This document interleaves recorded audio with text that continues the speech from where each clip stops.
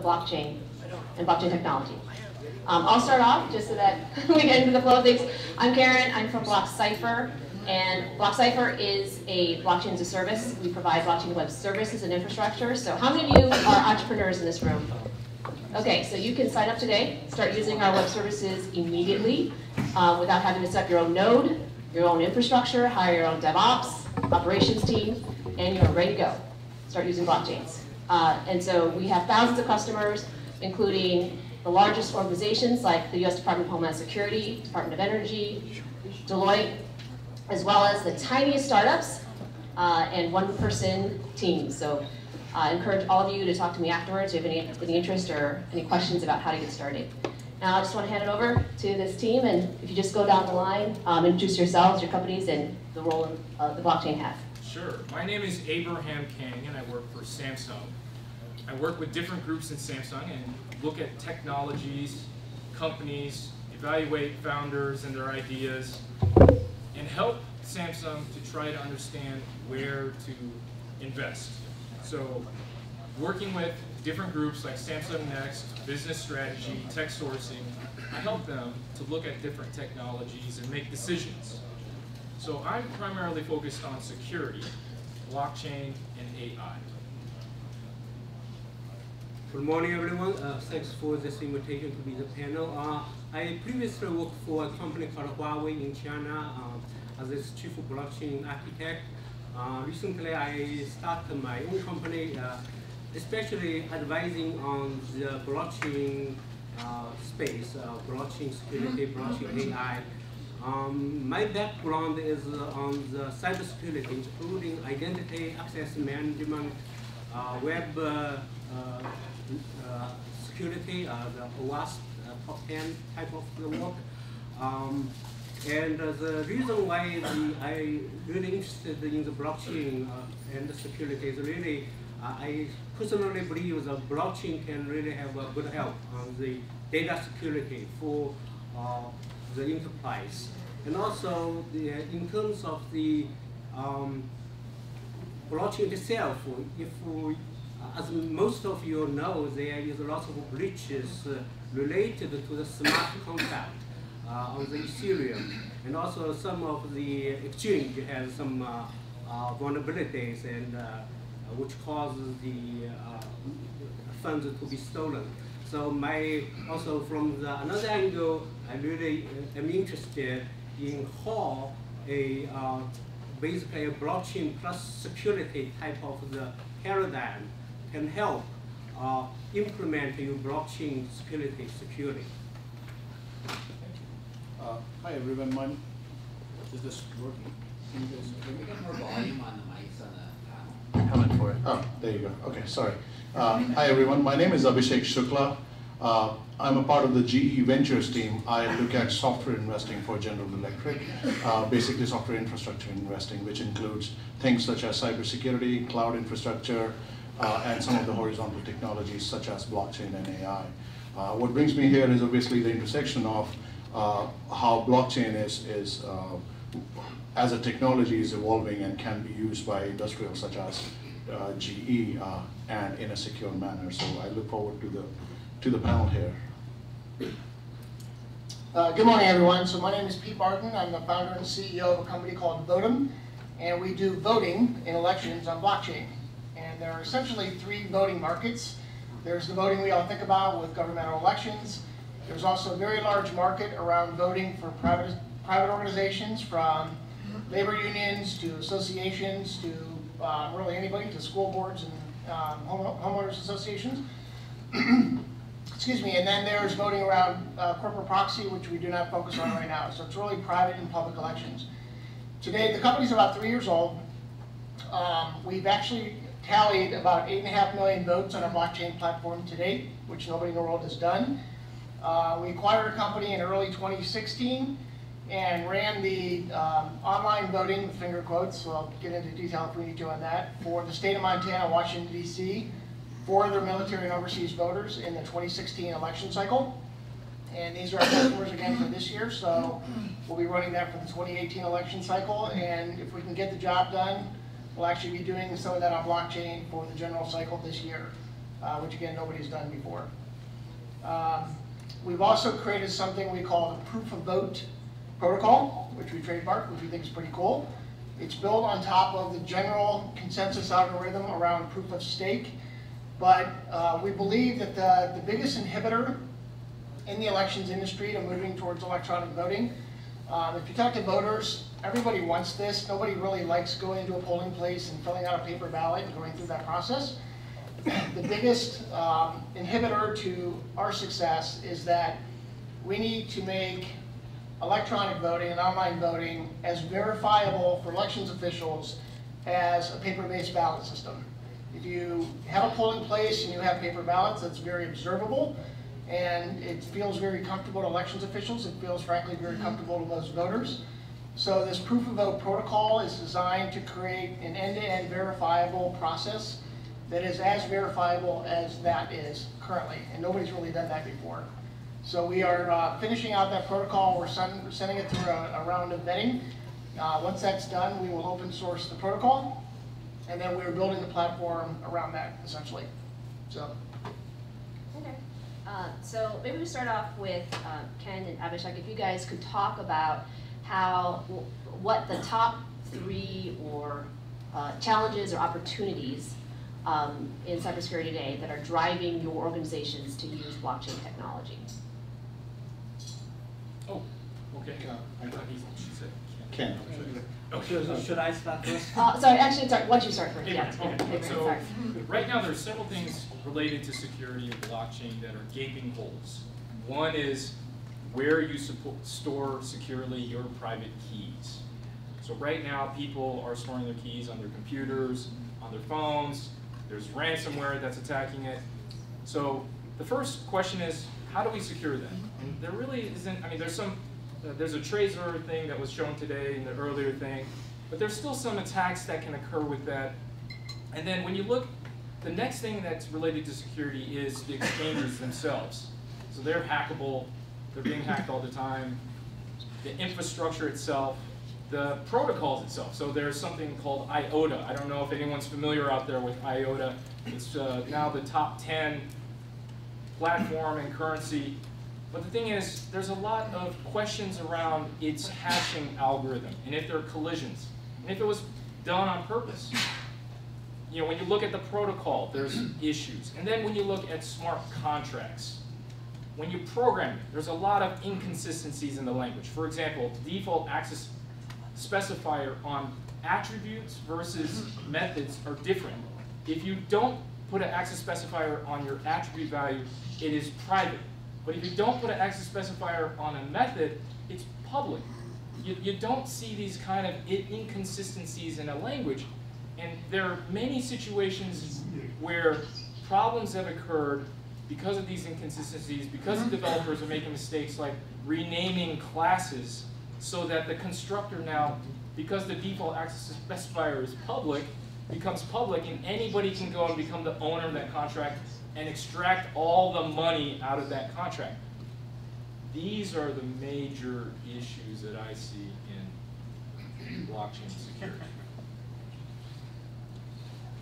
Very nice comments. You take some of my thoughts. Anyway, so private key security is really important. Coming from enterprise development perspective, like before I joined Huawei, I was at CGI as chief security architect. And one thing is, as someone from enterprise perspective, know that if your project needed to be in production, you have to go through what is so-called the FISMA, Federal Information Security Management Act, FISMA kind of compliance. Essentially, it's a NIST 853, like security check.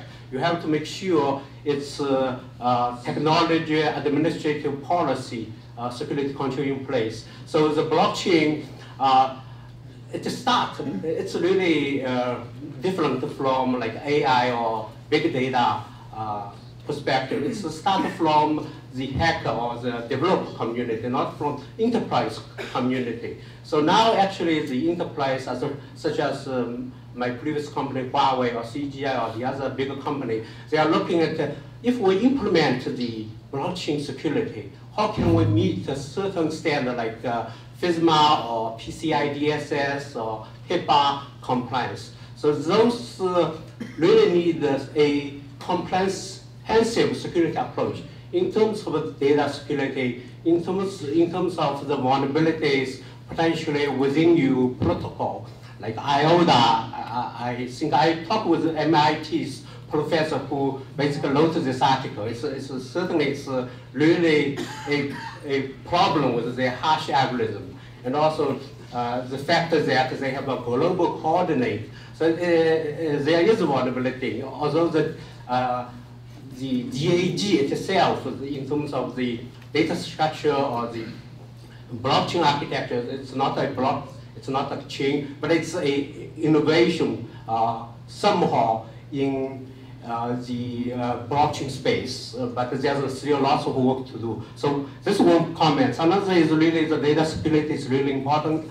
If you look at the supply chain management or trade finance, the participant parts, they may not need the nodes or need the other people's nodes, some of the secret, right? Or some contract items to be published.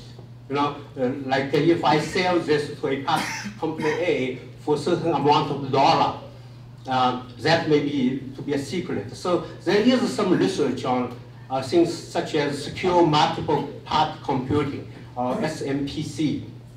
And also in zero knowledge or homomorphic encryption, those are still in the very hot development or academic research, and certainly we are very interested in this space. If there's any breakthrough, like example in homomorphic encryption, the idea of homomorphic encryption is really you can operate or transact on the encrypted data without decrypting, and then it will be decrypted by the owner of the data. So this is very good. And finally, purely from the investment perspective, if you trade in exchange, like the exchange, there are so many vulnerabilities in the exchange.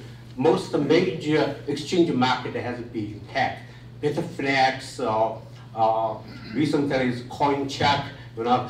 So how can we secure this crypto exchange market? This actually is very important for the whole ecosystem of the blockchain. So I think there's 3 points, right? Although there may be more, but yeah, stop there. Yeah, I guess I'll take a different take on this. I'm looking at more from an investment perspective, putting my investor hat on. You know, if you're looking at cybersecurity as a challenge and you're looking at how blockchain can do that. As an investor, I'm sure like most of you guys, I hear like 20 pitches a day, which tell me and start with AI or blockchain company, and I start doodling unless people start telling me why blockchain really helps the company or why it's a broadly the main ingredient of the value proposition which they're bringing to the table. To give you guys an example, some of the things which we are looking at are essentially look at the IoT piece, the industrial Internet of Things, and the things which don't speak IP. So everybody has heard of IoT in this room, I'm sure. How many of you guys think about or kind of imagine that everything which gets connected to IoT essentially is speaking IP, Internet Protocol? Well, that isn't the case. In the industrial world, of course, that isn't the case. So what happens is, well, to the point which he was making around how can I broadly trust the things which I'm connecting to? How can I broadly look at things in terms of just not the connectivity, but while they're talking among each other? And I know it's just elaborating the classic identity access management over to the security side. That's one specific area which I'm looking at. And blockchain, because of the way the technology works, you know, it is not I don't need a guarantee for connectivity all the time. That's why it makes sense. Second, it is immutable at the edge. That's why it makes sense. So I'm looking for companies which are solving a problem And blockchain is probably an eloquent use of solving that problem rather than a blockchain company itself. Same problem or similar problem in the manufacturing line. How can I carry the trust from the time the things were mined to the time the things were manufactured and the time they actually reach some of our customers? And again, some of our customers are the biggest nation states in the world. You can't be accessing the data, or you can't be looking at things which in which you do not have proper lineage. That is another good use of what I would say the blockchain piece which we are looking at. Yeah, so Abhishek, that's a really good point you're making. I know earlier we talked about the Department of Energy and the project we're doing with them around peer-to-peer energy transactions. And how do we ensure that the smart meters in 2 homes that say are exchanging energy are valid, authenticated smart meters. So just like you said, you first have to authenticate those devices. And then, like you said, the information that's transmitted between those devices also has to be secure and authenticated. And that's where, when you look at, say, an energy kilowatt report, saying that, say, Abhishek is giving me energy, I want to know that he actually gave the energy that I contracted him for. Likewise, he wants to know that I actually paid him for the amount that I contracted, we agreed in this contract for. So that communication, not only to authenticate the devices themselves, but to also do peer-to-peer, or machine-to-machine payment, and machine-to-machine communication about the energy receipt is really important. Now, I just want to switch gears a little bit, and since Pete, you have a company here that you started specifically to address the blockchain, the security issues in voting. Can you talk a little bit about what you've done, or why you chose the blockchain technology specifically to address some of the challenges that Abraham and Ken had raised? Yeah, I think there's a bunch of characteristics of running elections that make blockchain a perfect use case for voting. So if you think about it, this is an environment where nobody trusts anybody. Candidates don't trust each other, political parties don't trust each other, the advocacy groups don't trust the political parties, and we generally don't trust anybody, right? So, the number one characteristics that we picked blockchain for was the verifiability of it. So we imagine a future where during an election, every political party has their own independent node. Every advocacy group that's interested in the election may have an independent node. And then there are organizations around the world that their mission is to oversee and monitor elections to make sure that they're free and fair. So we'll give them nodes on the blockchain as well, on our platform. And we joke about in the elections business that the real trick is to convince the loser that they lost, right? We have an unprecedented time where we have the leader of the US who actually is the winner, and he contests the election, and we just think that's kind of crazy. So it should be this environment, right, where it is completely verifiable by both the general public, all the interested parties in the election, and to the voter. So we talk about this scenario where you walk into a polling place, and maybe you fill out your ballot on paper, maybe you fill it out electronically. The minute you leave the polling place, how do you really know your vote was counted? You don't know, right? And we think that's crazy in a world where you can buy something from Amazon, you can track that package from the time you order it to the time it lands on your front step. You should be able to do that with elections, and we give you the ability to do that, all right? So a big piece of it is verifiability. Clearly a big piece of it is security. It's no secret, you know, through the news the last couple of weeks about the indictments of a certain nation state that was meddling with the elections. Right? Most of the voting machines that are in the market today in the US and globally, the fallacy to us that a lot of elections officials will say is they're not connected to the internet, so they're secure. Not really true. But the problem is, if one of those machines was compromised, you would never know. In the blockchain world, you know when there's compromise because then the math doesn't add up, right? So from the security perspective, we think it's a better architecture for voting systems. From the verifiability piece of it, we think it's way superior to anything out there. And through this idea of consensus, which we think really, to us, it's the number one principle that bring this, you know, as a perfect use case for elections, is this notion where you could have all these people that don't trust each other run through a mathematical algorithm on the voter, on the ballot that it was cast, the ballot that it was counted, and if all those, if that consensus is derived, then it gets written to the blockchain, and then it's immutable. So that's why I picked blockchain. Do any of you have any projects going on that you want to share about as to why you chose the blockchain? I can share. I can just elaborate on some of the pilots which we are looking at, especially extending the identity beyond the IP. Think about a jet engine or a power plant. A jet engine takes off from one place, lands at the other place. How do you know that while it was in flight or when it landed, nobody fiddled with the engine itself? Nobody just cranked up one of the sub parts or something like that. A very small thing like that can, obviously nobody wants to hear the headline about anything to do with jet engines unless it's a great flight experience. So that's something which we believe can be tackled by using blockchain, and that's where we are going. The challenge there obviously is, how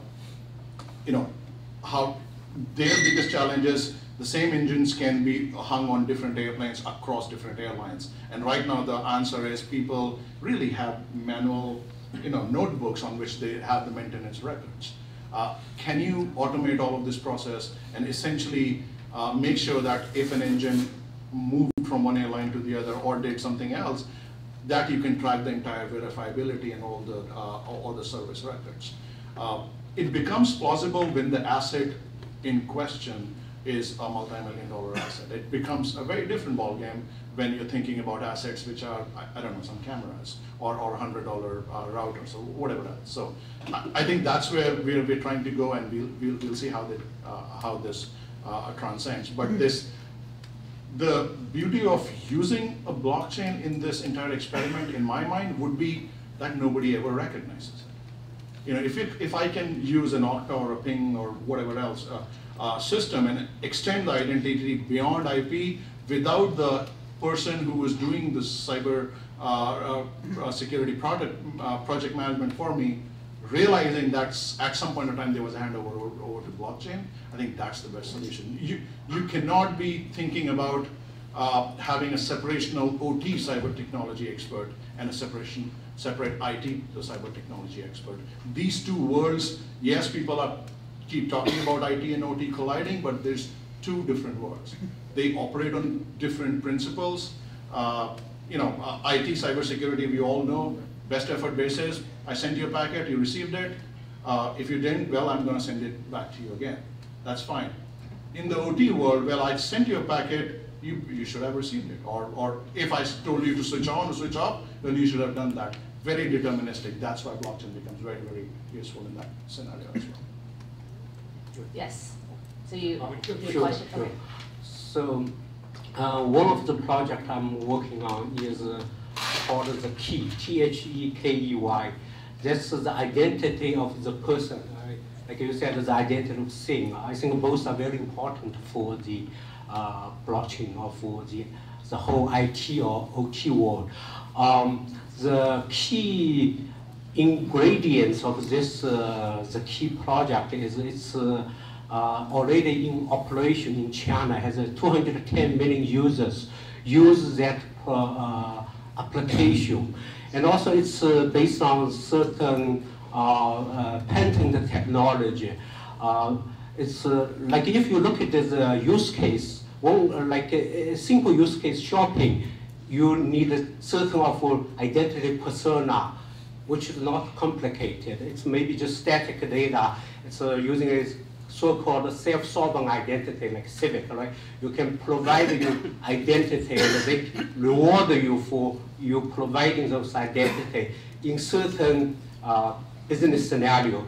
But in certain business scenarios, such as going to the hospital or going to the flight in the future, you may need some identity which is dynamic, which need a multiple dimensional data. So this is what the key project is trying to solve. It's basically based on your business scenario, it will have a smart contract to check if the service provider which requests your identity is allowed to asking for this identity. And then with your consent as the end user, it will ask the identity provider to validate this identity real time.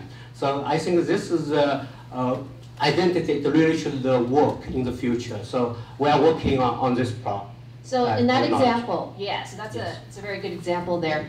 Is that because you have established an identity that is owned in a decentralized way, meaning people own their own identities, have complete control over that, and therefore are giving the service provider, like you said, permission. Mm-hmm. So is it then in your vision or in your company's vision that every individual has complete control over their identity and only that individual has control over their identity? Yes, so this is a tricky question. It's in most cases, yes. In certain cases, the government regulation will not allow you to have your complete control, especially if you have a clearance on the security. Like if you're working on the nuclear things, they will not allow you to disclose your identity. This is one piece. And another piece is really your self-sovereign identity. It's good. It's really sexy. Lots of people doing it. But the idea is it has to put into your TE, the trusted execution environment. And eventually, all those data, it could be binary large object, blob. It may not be fully fit in your own device. And also there is the kind of concern about what if you lose this, right? So in order to tackle this, it's a certain data is still owned by the government. Like if you really talk about the identity, it's not just from commercial sector. Some identity has to be backed by the government authoritative data. And the key project, a part of it, the data is from the government big data project, social insurance data. So that is backed by the government, right? So yeah, I think it's a very good question, but it's really hard to solve, to answer. Thanks. Sure. I want to give a little bit of background to some of the investors out there to understand when you hear an idea like voting, what are the questions you want to ask? So first of all, how does this voting occur? Well, usually it's a smart contract, my guess is. And a smart contract is basically code, the state of the code, the instance variable state, what values are in it, and the balance of token associated with that contract and address. So the next step you look at is then you think, okay, it's doing voting. So how do you secure the voting? What did you do with the smart contract code? Did you have it reviewed? How did you assess the security of it? How did you assess that it can't be hacked so that somebody can come in, call some methods, change things, make the vote tally incorrect? Then you ask, well, most contracts have an owner. An owner is a privileged user like an administrator for the contract that can call very special methods that usually can take money out, can do specialized methods. Then you ask, well, so the owner has a private key, right? Yes, because that's how the owner identifies themselves to the contract when they invoke methods. Then you ask, well, what kind of processes do you have around protecting that key that's associated with the owner? Because if that key gets out, and then some bad guy gets it, he can sell that to the guy running for office, and that guy can take that key, use it, start calling methods that are privileged, and start changing the vote tallies around. So when you hear these ideas, I'm hoping that you're thinking about these kind of questions to ask yourself as investors, so you don't just look at the pie in the sky idea. I mean, I think it's great. I think that's something we need, but also dig deeper. Yeah, so actually, Pete, do you want to take this opportunity and respond? And I have a few thoughts of my own too. Yeah, I would love to actually. Those are really, really good points. And the way that we position our company, there are a couple of other organizations that are going after the same space as we are. And I think the way that we position ourselves against them is we're not just a bunch of blockchain people who want to go disrupt this industry. We have a lot of folks in our organization that have run elections, that come from the elections industry, and know what it takes to compete in this space. And so all those things you just mentioned, are phenomenal things that we have to address, whether we're using blockchain or, any kind of a database software. And in fact, in the US, in order to sell a voting system that actually tallies votes in pretty much every state, you have to go through the certification process by the federal government. So voting in the US really is legislated at the state level, and the states are the ones that buy voting systems. So the role that the federal government plays is they essentially put together these best practices across all 50 states, and then they certify testing labs that then certify you against these. This is about a 1.5 to 2 year process to get certified just to earn the right to sell into these states. And through the certification effort, we address all those things you just mentioned. So I think in terms of investors or anybody looking at these businesses, you have to look at, if you're trying to disrupt an industry, how much do you really know about the industry? There are nuances in every single industry that if you don't understand the nuances, you won't compete and you can't disrupt it, right? So our strategy is not this huge frontal assault to disrupt everybody there. We need to slide into the industry. We're going to be just another channel for voting, probably not the channel for voting for a long, long time, for lots of good reasons. And we have to live up to the same standards that all the folks that are already out there are doing today. So. Yeah, maybe I just add one more point. Yeah, I think this is a very good question. One way of solving it is certain industries looking at this is really have a smart contract which has access control. The problem which Abraham mentioned is really exhibited in the multiple what called the multi-sig heritage contract. It's in the solidity, so you can change the membership of the ownership of the contract and eventually kill it, right? This is the recent hack, and the previous hack is really trying to re-invoke what is called the re-entrance attack, right, in the DAO, right? And also another parity hack is really in the function, which is init wallet function, which really should be privileged private function. By default, the solidity is made it in public, so the hacker can call it again and again to eventually extract the funds. So the idea is really solve this is one thing. As I talked with Uport, as they are located in New York, co-founder Ruben Peck, I talked with him. We have some very good discussion. They actually, the approach they taking is really to have a kind of a controller, a smart contract, which doing the access control. This is really lacking in the kind of native Ethereum, right? Ethereum, like when you can deploy any smart contract there. It's a kind of open source. It's everyone can, and the hacker is really, it's kind of like honeypot, right? The hacker can say, I studied this code like a DAO or the DAO split DAO code. It's 600 lines. I analyze it. Oh, okay, this is a re-entrance attack. I can. So it's actually do it, right? So it's in the traditional way, the honeypot is really for the enterprise to entice the hacker to hack my website, and eventually I learn from the hacker's behavior. Then I protect my server, which is actually within the DMZ zone, right? So this is the whole. But now, like everything is in honeypot, it's open. This is the nature of the public chain. So how can we protect it? Right? So there's different ways. One of such ways using access control, but it's not enough. You have to have what is called defense in depth approach.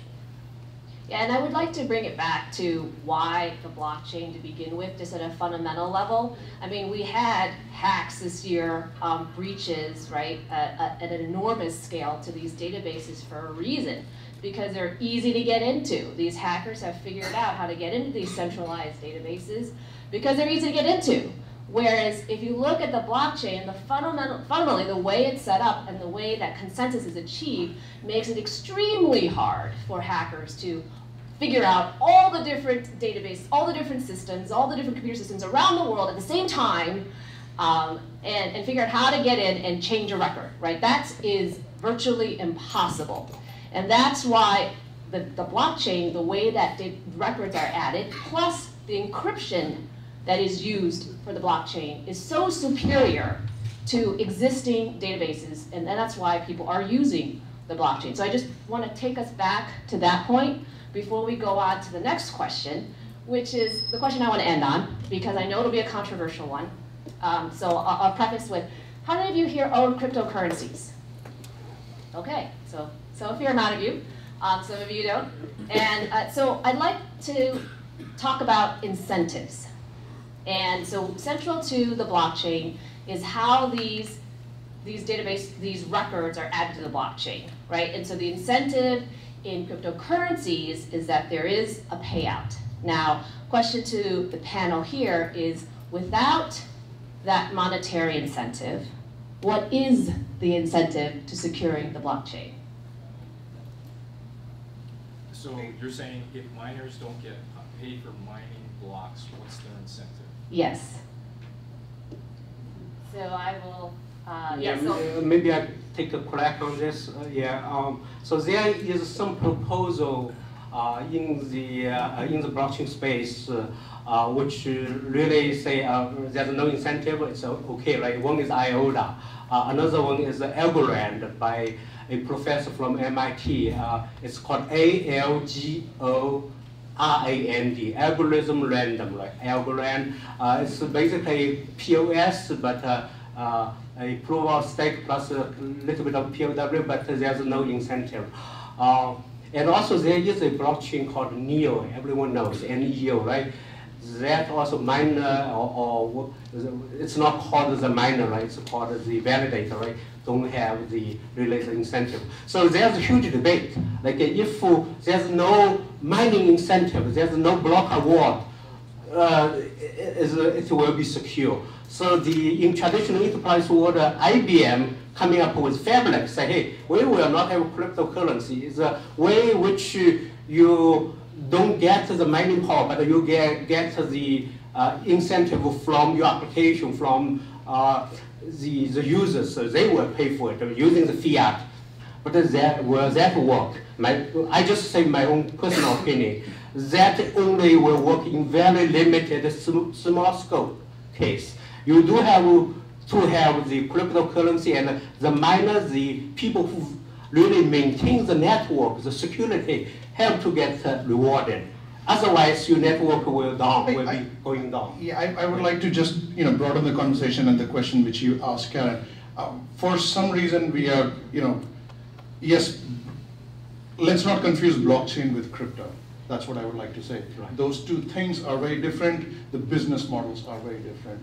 So yes, if you don't have a crypto in which nobody can mine and there is no monetary benefit, yes, nobody's going to go after that cryptocurrency. That's fine. However, there are many such companies which exist which use blockchain to achieve something different. For example, like I mentioned, there are cybersecurity companies. There are companies who are providing, how can you protect Mona Lisa? Is it authentic or not? There are companies which are providing, do you have all the manufacturing of your next Louis Vuitton purse? Is it authentic or not? Point which I'm trying to make is let's not confuse the two terms. And when I look at companies to invest in, their value proposition is not the blockchain. Their value proposition is a company which they're building to solve a particular problem, which by using either private blockchain or building on Ethereum or building on any other publicly available blockchain standard is helping them evaluate that. What they charge their customers and the business model behind it is for their services. It has nothing to do with what the value of an Ethereum coin or Litecoin or Filecoin tomorrow is. So that's what I would like to say.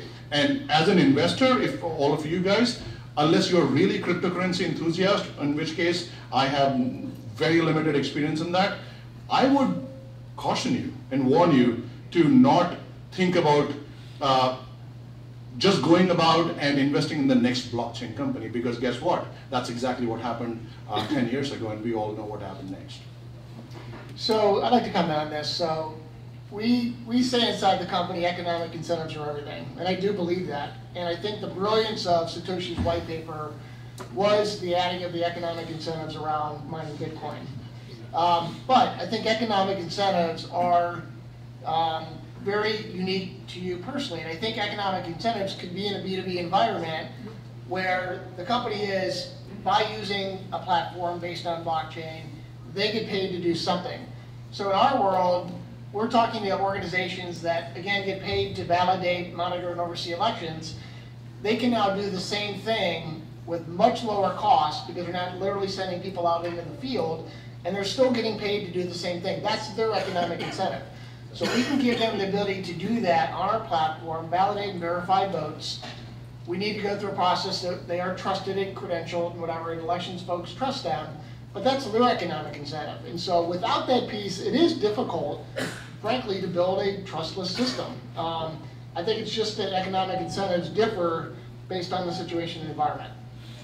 It's like made better with blockchain, but the business model existed before blockchain. That's right. Yeah. That's what I would like to say. Yeah, I think it's good to have some disagreement between the panel. But basically, a little bit of rebuttal, right, on this point is like blockchain, as you know, it's really the piecing is different from traditional technologies. Really, the consensus. Really, in a vastly distributed network, how do you agree on a transaction or data? In order to maintain that, there's a different way, right? It's like a hybrid, a fabric, IBM or Linux Foundation's fabric project. It does not have a really native asset. But the problem without a native token asset, there is a few fractions in it. I just want to propose. One is how really why we need using your chain instead of my chain. There's right. You said you propose this kind of chain, your implementation. There's no ecosystem where I have to trust you. Another thing is if you have to use a fiat, especially in this trade finance or in the global kind of situation, once you talking about fiat, you have to transact the money, the real money. You have to go through the banks, corresponding bank, go through the SWIFT. That takes a long time. It's introduced a friction. So your blockchain is actually maybe very well solved by a traditional distributed database technology instead of blockchain. So without the cryptocurrency, your native currency, I don't think the blockchain has the real world use case. There's none. Maybe a little bit, maybe small, but a really small case. So it's really good to have this rebuttal, right? That's good. I want to say that it kind of depends on what use case you're looking at and what features of the blockchain you're willing to give up. So for example, if you don't have an incentive to miners, maybe you're a big company and you're willing to put out 100 of these servers and have them mine or have them function as the servers for blockchain for you and store the copies. But then you may lose immutability because if you run out of money, you're going to shut them all down and all that information is going to be lost. And when you think about the reason for having this diversity of miners, it's majorly because they don't want to have a group of people controlling who mines the block, who orders the transactions in the block, who puts the winning block out there, because then they can do double spends or they can finagle the contracts so that they always win and the people who are participating in the contracts lose. So you think about this and you wonder and just understand what is the use case and what you're giving up. Okay, well thank you. And on that note, we'll close this panel, but we're not done with these panelists yet. We'd like very much to hear their feedback in this next session when we go through some of the pitches. So we'll have 3 pitches today. The first one will be remote. Actually, the first 2 will be remote, and the third one will be live. And so I'm going to, oops, there we go. So the first one will be remote. It's from New York. It's Blockstack. They are listening online here, so hi everyone. Be careful what you say. I'm a computer scientist focusing on internet infrastructure. And today, we're going to look at the evolution of the internet. In the 60s, we had mainframes. They were these large, beautiful monsters who would fill up an entire room. offices would be able to afford just one mainframe, and everyone in the building would just connect to it. People would connect to these mainframes using dumb terminals. These terminals were dumb because nothing exciting was happening there. All the computing was actually happening at the mainframe. The terminals didn't have a soul. They couldn't do any computing. And the mainframe is where all the power was. And IBM was the only monopoly in town. They had a monopoly on the entire industry. But then we started seeing a shift away from mainframes. In the 80s, desktop shift. And suddenly you had your own computer. It was like buying a new car. It's yours. You can drive anywhere. The entire world is open. Apple actually introduced their desktops, the Macintosh, in this ad. And in the ad, there's this woman with a hammer who's running. And she throws the hammer at the face of the IBM monopoly. We have our own computers now. We don't need your monopoly. It was a revolutionary moment. Then in the 90s, the internet arrived. These desktops learned how to talk to each other. You could directly connect with all of your friends. The direct connection here is important. You have your own computer, your friend has her own computer, and your communication line is direct and is no one's business. That was a magical time. But then something happened. These big companies, they started building these walled gardens in the middle of the network. These big companies, they started consolidating all the power in the middle of the network. Now, I have to connect to Facebook first. My friend connects to Facebook, and we are talking to each other in their walled garden. We have to blindly trust these companies. They have all of our data. They get hacked and they lose all of our data. They track us. We've been reduced back to dumb terminals. Our laptops are just screens. They cannot do anything useful without the cloud. All of our computation, all of our data, all of the power, it's with these big companies. We're sadly going through the dark ages of the internet. Google, Facebook, and Apple, they own the internet. And their walled gardens are our digital prisons. We have sadly lost our freedom.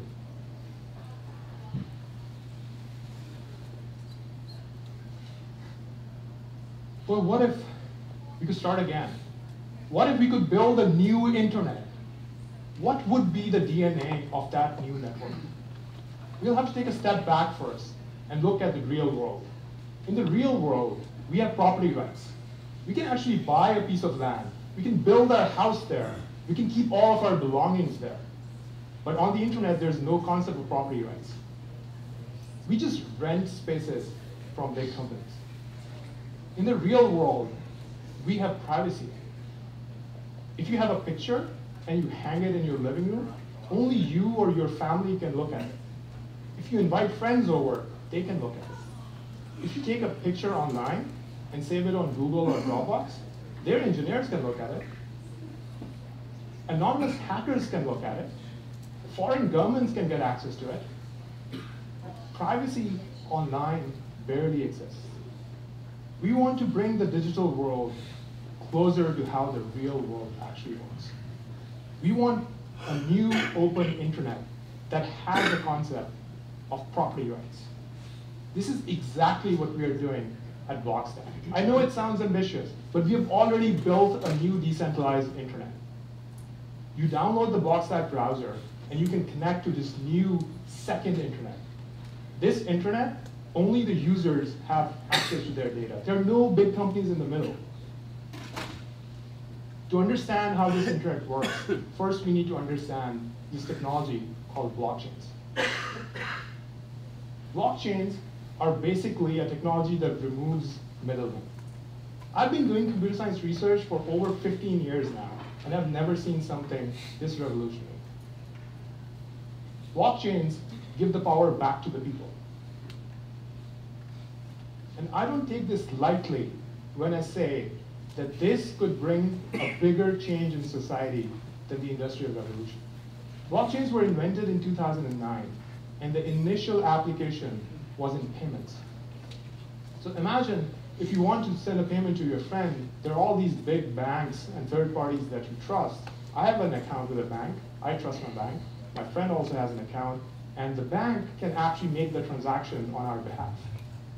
The first application of blockchains, Bitcoin, replaced this network with an open network. Anyone can have ownership on that network.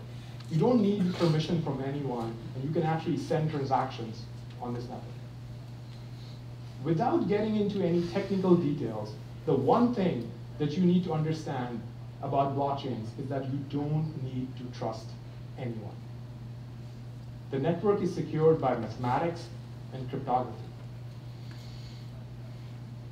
So Bitcoin looked at the payment networks and said we can actually remove all the middlemen, the banks, from it. We started looking at the internet and applied the same technology and said you can actually remove all these data banks, like Facebook, from the network.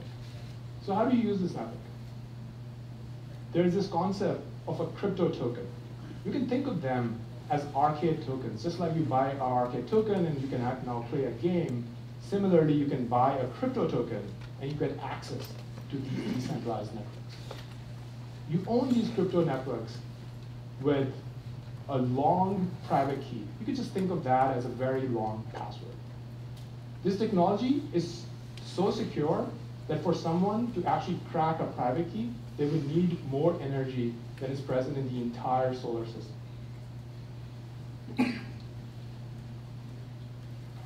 And this is not just theoretical. This is not some work happening in a research lab. Crypto networks already have a market cap of $160 billion. Compare that to Google and Facebook, who are at $650 billion and close to $500 billion. But these blockchain networks are not a company. It's a group of developers, businesses, and users who now have a stake in the success of these decentralized networks. Whereas Facebook's and Google, they are monopolies. So let's look at how these crypto tokens will impact the new internet. The first thing is that they align incentives. They get everyone to work together towards the same goal. So imagine that everyone has their share in the pie, and if the new network is successful, then everyone benefits. Crypto tokens also secure the network by doing access control. So imagine if email was designed with this new technology, and you actually needed a crypto token to be able to use email. If you're an honest user, and these crypto tokens can cost like a fraction of a cent, you would probably end up spending $2 worth for all the emails you need to send in the entire month. But if you're a spammer, you actually need to spend millions of dollars to be able to spam everyone with email.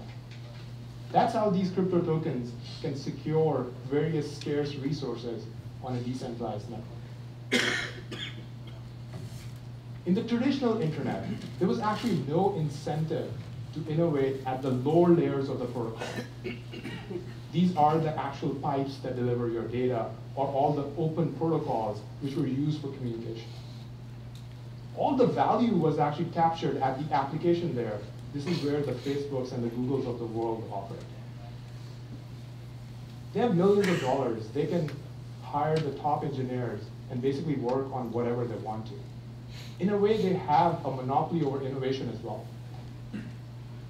With these crypto tokens and a decentralized internet, there is now an incentive to actually innovate at the protocol layer.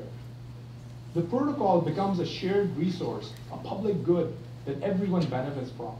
So all the developers who are actually working on these protocols, they have an incentive to do that. And this is something that never existed before. The new internet is going to have a lot of impact. I believe the first thing that is going to happen is that we'll see unbundling of data silos like Facebook and LinkedIn. It's not that they're going to disappear, they'll just become less relevant. And we'll have actual good alternatives. Alternatives where we actually own our data and we own the social graph. We'll also see an actual upgrade of our entire digital lives. The internet never had security in mind. People have tried doing patchwork on the internet, but it has never really succeeded. With this new technology, we will, for the first time, see a full upgrade of our entire digital existence. There will be no companies in the middle that can actually leak our data. Hackers would have to come after individual users. Imagine in the real world, if someone wants to rob you, they have to come physically to your house. It's not possible for a robber to just go around and steal from millions of users at the same time. This is how the online world should work as well. It's not just about users. Developers actually don't have access to the kind of data and resources to be able to innovate on the internet. That changes in the crypto economy because it levels the playing field. Developers don't need to get permission from Apple or Google to publish their apps. With less friction to building apps, you'll actually see more innovation, and users will end up getting more choices. So I believe that the future of the internet is decentralized. In many ways, the new decentralized internet is kind of already here. The software might be a little clunky right now, but it's actually getting better every day. And a great migration to the new internet is started. It's our responsibility to tell the world about it. And that is exactly why I came here today. Thank you.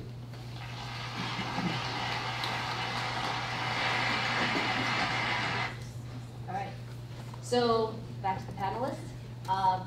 Question for you: would any of you invest? Why or why not?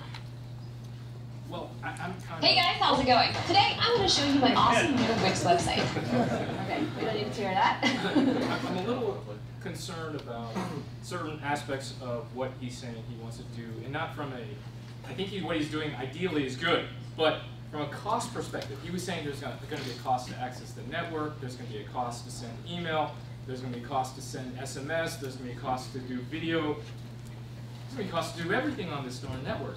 And he was saying it's going to replace Facebook, but when I think about it, you know, all your friends are on Facebook. How do you convince them to come over to this new paradigm?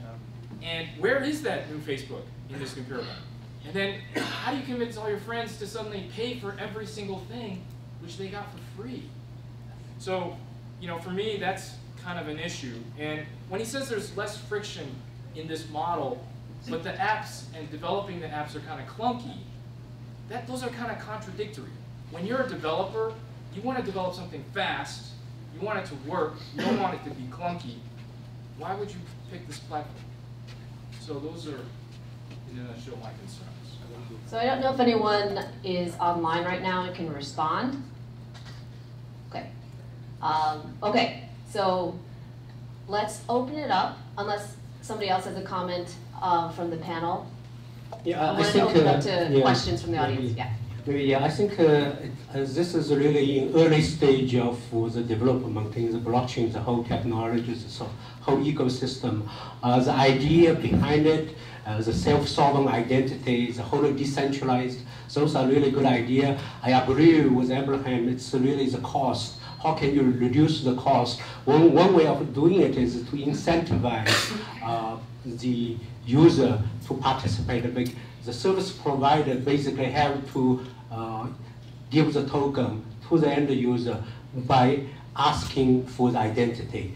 Currently, those identity is in Facebook, in LinkedIn, right? So I would say the initial transaction will be very slow because you have huge Facebook. They already have users. They all provided by free. This free coming with a price, right? The price of privacy, the price of the identity is not owned. There's no property rights for yourself.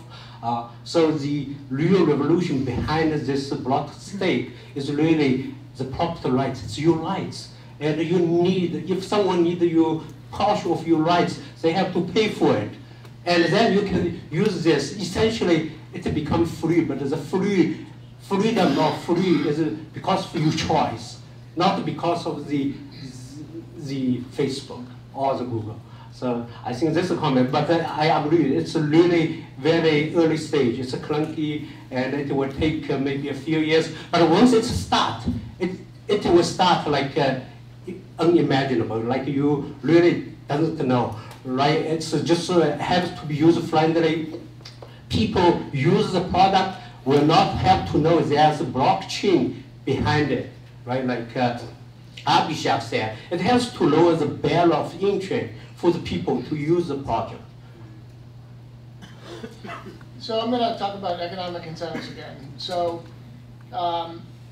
Blockstack, he did a great job of kind of taking us through the technology revolution and the role the blockchain can play. And I've heard of Blockstack, I actually can't tell you exactly what they do from that presentation, which is fine. But I think what's really interesting and what's going to see how this plays out over time is this whole notion of truly democratizing everything, right? Bitcoin was founded with that notion as well, right? That we can have these micropayments and a really low transaction fee, and economic incentives take over. And now we have this incredibly expensive cryptocurrency that is pretty expensive to transact business with, and it's being mined by very, very large companies, very large organizations, economic incentives taking over. So it's more, I guess, maybe a rhetorical question, philosophical question, but it's going to be interesting to see over time if the model of Blockstack and a lot of others like it can truly keep, the user experience super seamless, the transaction costs super low, so that it doesn't happen that we end up just saying, screw it, I'm going to give my data to Facebook and Google because it's a better experience and it's less expensive, because that's our economic incentive, right? So these things always take over eventually. It's just kind of natural, and so, kind of interesting.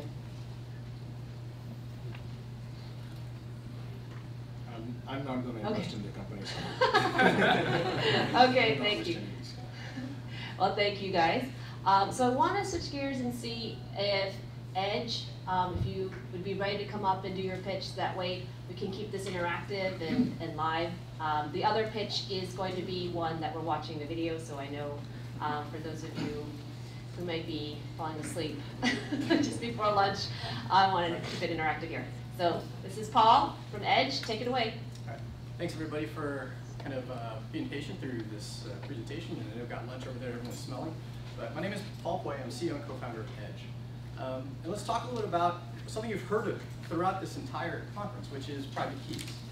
So we know that one common thing about all blockchains is they all require private keys. And private keys.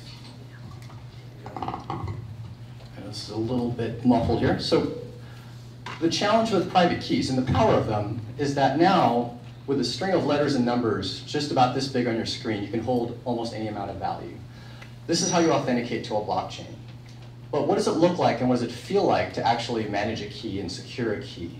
If any of you have used blockchain applications, these decentralized apps, token-based apps, or just a simple Bitcoin wallet, you'll see things like having to write down 24 words, or I've done things like have to take a big stream of 300 characters and save that somewhere, encrypt it with a password, put it onto a thumb drive and secure it from attackers. All of this has been one of the biggest hurdles in adopting a blockchain tech. And so we see the path of security going in two very divergent directions. One is, I'm just going to trust a third-party provider. I'm just going to stick it with an exchange and a wallet because it's simple and it's familiar. And on the other side, I try to do it myself and I screw it up. Really, those are the two biggest reasons why we lose cryptocurrency, is the hacking of centralized parties, which cryptocurrency was not meant for, and then users themselves screwing it up. So what do we do at Edge? At Edge, we build a security platform for blockchain applications. but with a focus on making security usable and familiar. User experience we define as familiarity. So in about 5 lines of code, a developer can incorporate our SDK into their blockchain app and provide for their users a very familiar interface of just simply creating an account and logging in. But underneath the covers is a lot of heavy tech that actually takes those credentials, encrypts the private keys and the data on their device where only they can unlock it, but automatically backs it up, so if they lose the device, they're okay. Automatically synchronizes it, because we're a multi-device world and we want to be able to access our data and our apps from multiple devices. And even has invisible, what we call one-touch two-factor, where you get to two-factor that data and access to it without having to install any other apps or doing SMS or email. And really big bullet point, we actually have the ability to have password recovery of encrypted data, which is for the most part non-existent in our ecosystem. So this is what we've built to deploy into blockchain applications, and we've got a handful of some of the most respected Ethereum and decentralized app partners such as Augur, Wings, OpenLedger, Endorse, that are building decentralized apps using our system as a way for the users to create and secure the private keys. And since we believe strongly in eating your own dog food, we have our own application. So Edge Wallet is our app that actually secures cryptocurrencies, allows people to transact, and it partners with exchanges around the world to be able to exchange crypto from one crypto to another or to acquire, buy, sell from fiat. And where it really all comes together, and this is what I'm really excited about, is not just we've just created a hammer for someone to build a house, but we've actually built an interconnect system between these various apps and our own app. We built a single sign-on platform where our partner apps that use our SDK allow users of our own Edge Wallet to sign in with just simply scanning a barcode or touching a button. This is not Google sign-in. This is not Facebook, Twitter sign-in. None of them can accomplish securing data at the edges of the network, hence the name of our company. They can't do that. They're all about centralized security. This is actually client-side encrypted data that is able to be passed from one app to another, specifically the private keys. So this is a powerful stickiness that we're able to provide, not just a tool set and SDK, but a stickiness factor, and an incredibly much better user experience. Imagine if a lot of the different web apps that you use required you to secure a different private key. Where would you put it? Where would you write it down? Where would you store it and make sure you don't lose it? With single sign-on, which I would agree has brought a huge level of elevated user experience to the centralized world, we're effectively now bringing that to the decentralized world. And like I said, about 5 lines of code to incorporate it into most blockchain applications.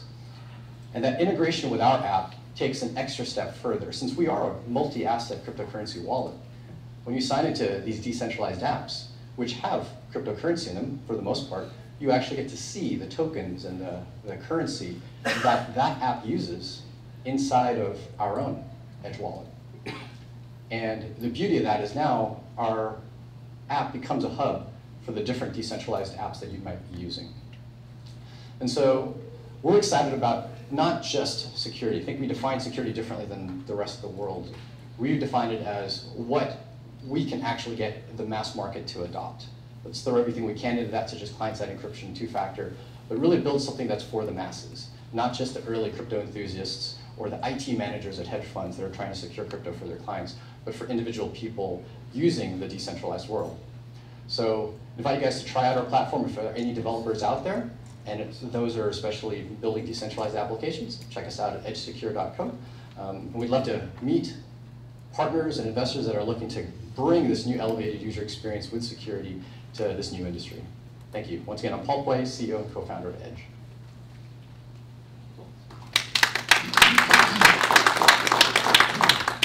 So what's your business model?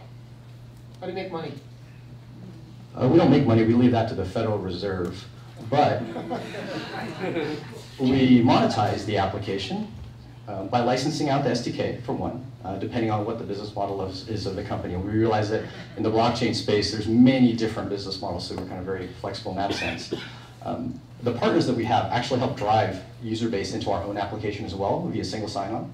A lot of our partners are token-based applications, and so their users need a way to be able to acquire, use, sell those tokens. We have that inside of our own app, so we become a hub for that. So we partner with various exchanges around the world, both crypto to crypto, fiat to crypto, and we get a cut of any of those exchange services inside of the app. And so it's a plugin architecture based in our app that allows us to plug in third-party services. We ourselves, we want to stay as a pure software company. we don't want to touch money. We simply partner with other companies that are much, much better at doing that. And we fundamentally think that that's a better way to scale and a better way to focus what we feel we're good at, which is tech versus financial services. But it's a great monetization opportunity. It's already proven with many of the players in the space. Yeah, my question would bring you kind of to one level down, if possible.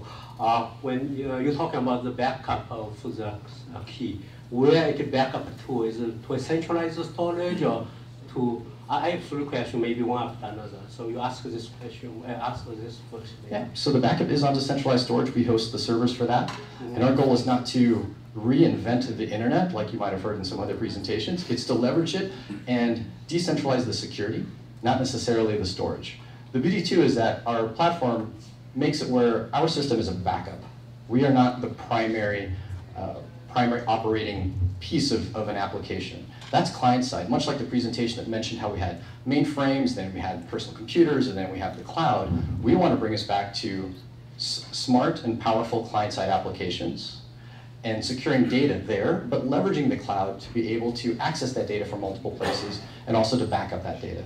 So yes, we do host the encrypted backups to answer the question in a very kind of long-winded manner. Yeah, well, one thing is for private key management is really protect you from you losing the key or some other key being stolen by someone else. So the whole process, I think maybe if you have time, is talk more like how the process works. Like what if you lose your key, or what if someone steal your key? What is the kind of step? Right, so the one thing, the user experience we provide is what feels familiar, like creating an account and logging in. So there's no such thing as really losing the key in our ecosystem. It's maybe losing a device which has a key on it. You go to another device and you log in. We try to give you that same user experience you'd have. So what if you only have one device? Then you go to another device and you log in. No, I mean you only have one device. You only have one device. Yes. So if you lose your device, we're going to presume that at some point in time you're going to be able to acquire another device. Okay. You lose your phone, you go buy a new one. You lose your computer, you buy a new one, and then you go and log in. How then is the authentication working? You said that's kind of below the line, right? Depends on how technical of a discussion you'd like to have, but effectively we use hashes of credentials, usernames and passwords, single hash to do authentication to a centralized server, and a different hash with a different salt to actually do encryption of the data. The hashes are memory hardened with a hashing algorithm called S-script, dynamically tuned to the phone, so the stronger your phone, the stronger your hashing that you get. For this SSO single sign-on, you leverage some industry standards such as FIDO or SIMO, There are no industry standards for encrypted data single sign-on. This is why this is so revolutionary. FIDO and BitID and platforms like that are basically doing digital signatures to authenticate you to a central server. What we've built is a way to actually share encrypted data between a decentralized app, which may not even have servers, and an app on your phone, for example, Edge Wallet. So that is what feels like single sign-on, but don't be confused, it really isn't. It's the ability to pass encrypted data between one client-side device and another client-side device in a way that doesn't require you to have to enter and create another set of credentials. It's scan a barcode or tap a button. Two quick questions. One, sorry. Sorry. On any other use cases apart from crypto which you're going after, especially at the edge? I originally thought I only had 3 minutes, so I kind of shoved it a little bit down. But yes, actually, what we're really excited about is once you build a system that can secure private keys, you realize that private keys are nothing more than just data. It's just data. So we can use this platform to secure private keys for other non-blockchain use cases. And one of the things that we're most excited about is authentication identity. So being able to provide or prove your identity to some party without providing it. Two very different things, providing and proving. When you provide your identity with your ID card, you're giving someone the ability to become you. So hence identity theft is so rampant. If you do a digital signature with a private key, they verify it via public key. They don't get the private key that can become you. So identity being the first case, and then any other sensitive personal data, healthcare records, financial records, personal documents, passwords even, in a way, very similar use case. So we are excited about those use cases. However, we're a startup. We know what we want to focus on. We'd love to partner with other startups that are building apps that could use our tech. You answered my second question. Thanks. All right, the only major question I have for a lot of the password storage is, if you have malware that has rooted the phone and now can intercept what keys you're pressing, take pictures of your screen, basically everything. How do you protect that? So there's different levels of malware that people could get on the phone. Generally speaking, your phone is actually quite secure. However, the two most common pieces of malware, while I say most common, they're still very rare, are keyloggers and screen grabbers, which I think you just mentioned, the most common types. So the beauty of our platform is because we're not ever showing the user a private key for crypto, they're only entering credentials. Credentials can be two-factor. And once you have two-factor, knowing the credentials of a user doesn't give you access to their account in their system. So we fundamentally do believe in that level of security, and two-factor being very key, not just for our ecosystem, but for all of your even centralized accounts. So it does protect against, once again, the screen grabber and the keylogger in that manner. Yeah, I want more details after this talk. I'd be happy to sit and chat. Looks like we've got a lunch date. Any other questions from the audience? Okay, question back there.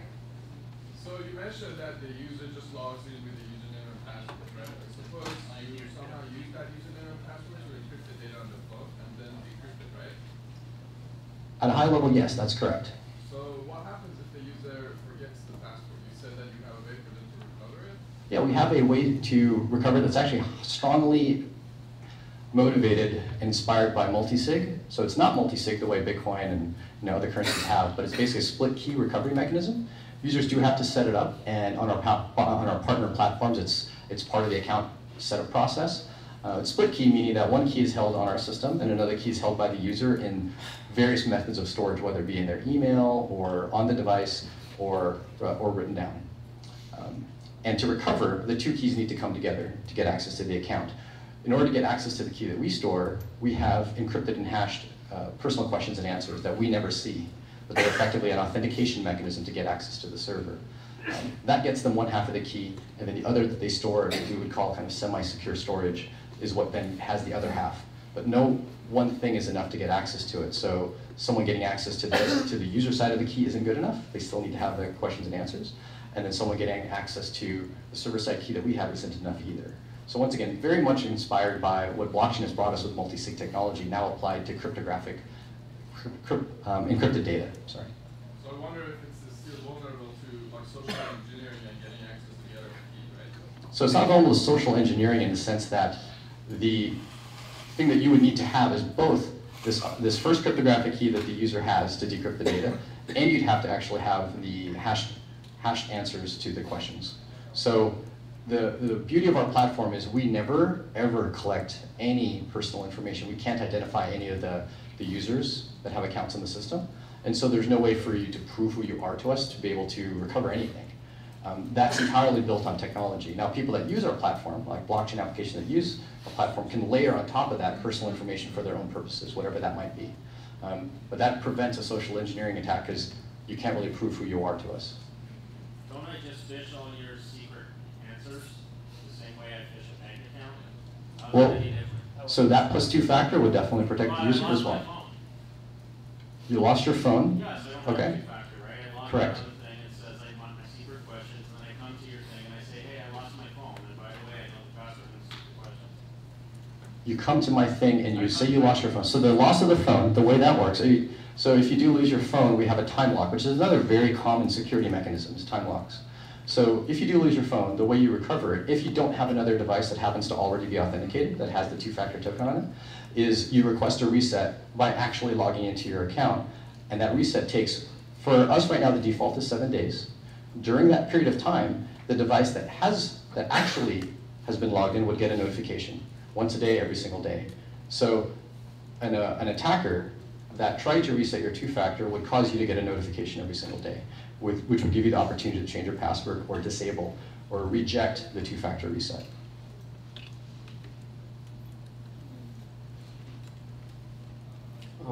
Maybe one quick question.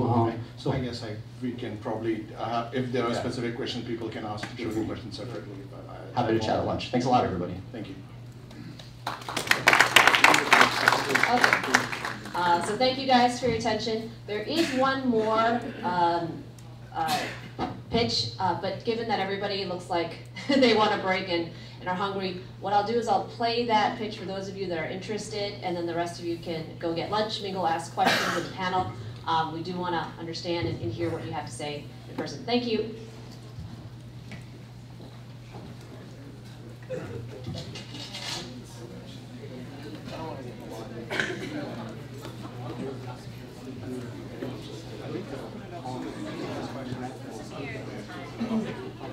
I kept waiting for this. Yeah. I'm writing the questions down.